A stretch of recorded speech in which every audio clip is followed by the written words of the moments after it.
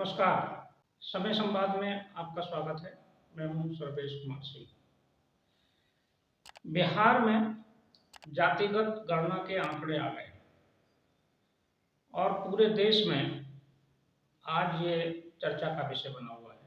आज गांधी जयंती के अवसर पर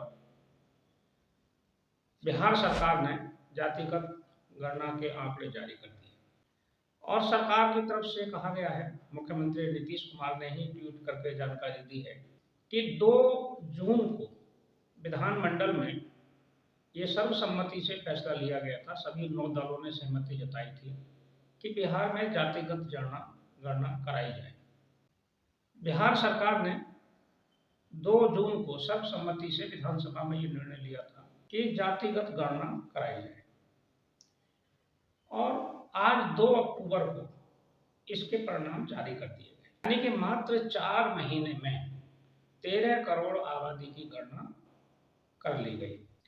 अब ये कई लोग तो इस पर सवाल उठा रहे हैं कि इतने कम समय में पूरे प्रदेश की गणना कैसे हो गई, लेकिन फिर भी गणना हुई है और जो आंकड़े आए हैं वे चौंकाने वाले तो हैं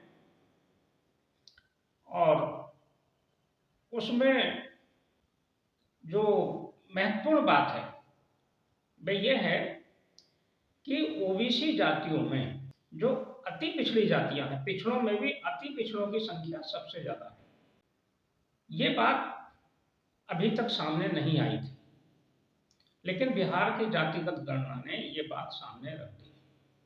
और दूसरी प्रमुख बात जो सामने आई गणना में वो ये है कि जनरल कैटेगरी की यानी सामान्य जातियों की, अगड़ी जातियों की संख्या मात्र 15% है बिहार।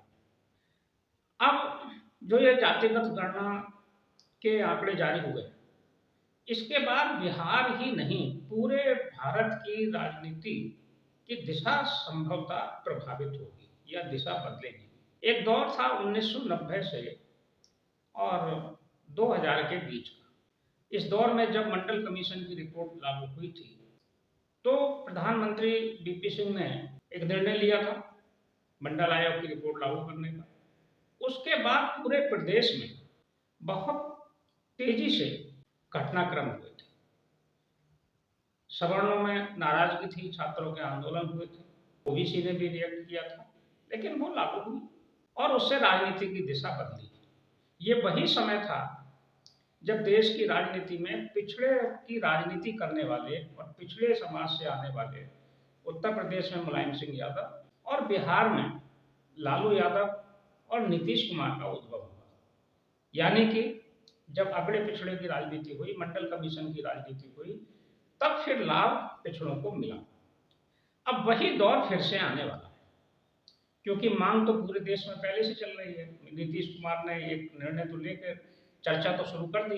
अब जितनी भी भारतीय जनता पार्टी के अलावा या एनडीए के अलावा जितने भी दल हैं, यानी विपक्ष है, इंडिया गठबंधन के सभी दल ये मांग कर रहे हैं कि पूरे देश में जातिगत जनगणना कराई जाए। ये मांग सब कर रहे हैं, कांग्रेस भी कर रही है और ये गणना एक मुद्दा बन गया है। लेकिन सबसे बड़ी बात यह है कि इस गणना के बाद क्या अब ओबीसी का आरक्षण बढ़ाया जाएगा, जो कि संभव नहीं है। अब ओबीसी जातियां मांग कर रही हैं कि हमारा आरक्षण, क्योंकि हम टोटल मिलाकर अगर पिछड़े और अति पिछड़े जोड़े जाए तो लगभग 60% से ज्यादा उनकी संख्या हो रही है और आरक्षण मात्र 27% है और 50% से ज्यादा किसी भी हालत में आरक्षण दिया नहीं जा सकता, क्योंकि सर्वोच्च न्यायालय का एक फैसला है इंदिरा साहनी केस में। ये सर्वोच्च न्यायालय तय कर चुका है कि आरक्षण की कैप 50% रहेगी, उससे ज्यादा नहीं बढ़ेगी। तो ये एक बहुत नया और बहुत ज्वलंत मुद्दा और ज्वलनशील मुद्दा देश के सामने आने वाला है। नीतीश कुमार ने ये छोड़ तो दिया शेगुफा, लेकिन अब उसकी आग में क्या स्वयं नीतीश कुमार तपिश झेलेंगे, क्योंकि उनकी खुद की जाति मात्र 4% है, मतलब 4.5% के आसपास कुर्मी जाति है। सर्वाधिक बिहार में 14% यादव है, राजपूत भी लगभग 4.3% है, ब्राह्मण भी लगभग इतना ही है और भूमिहार भी 2.5% के आसपास है। तो ये और जो दूसरी जातियां हैं, खास बात यह है कि जो पिछड़ों में भी अति पिछड़े हैं, उनकी संख्या सबसे ज़्यादा है और अनुसूचित जाति 19% है। तो ये जो जातिगत आंकड़े हैं, ये अब राजनीति की दिशा बदल देंगे।